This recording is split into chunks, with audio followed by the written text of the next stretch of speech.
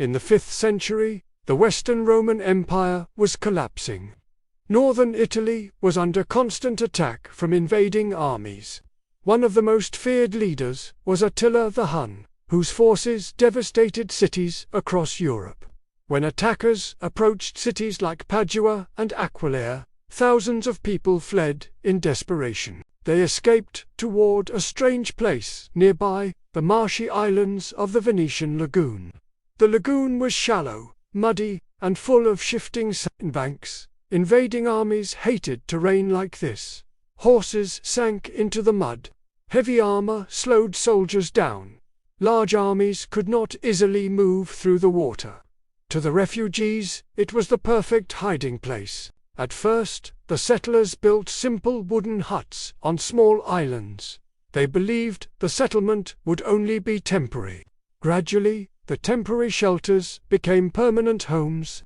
The Venetians drove thousands, eventually millions, of wooden poles deep into the muddy ground beneath the lagoon. These wooden piles formed a strong base. On top of them, they placed wooden platforms and stone foundations. Then they built houses, churches, and palaces. The system worked surprisingly well. Because the wood stayed underwater with very little oxygen, it did not rot. Over time, the wood hardened and became incredibly strong. Some buildings in Venice today still stand on foundations that are more than 1,000 years old. As the settlement grew, Venice began to transform. Instead of roads, the city used canals as its streets. Boats replaced carts. The most famous waterway became the Grand Canal, a sweeping S-shaped channel that cuts through the heart of the city. By the 9th century, Venice was no longer just a refuge. It had become a powerful trading center.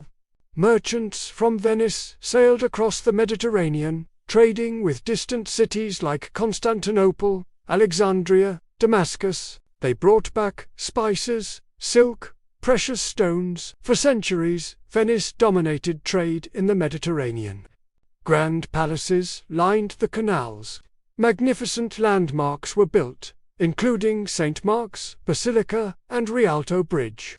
The city became famous for its art, architecture, and culture. But no empire lasts forever. In 1797, the city was conquered by the French general Napoleon Bonaparte, ending more than 1,000 years of Venetian independence. Yet, Venice did not disappear.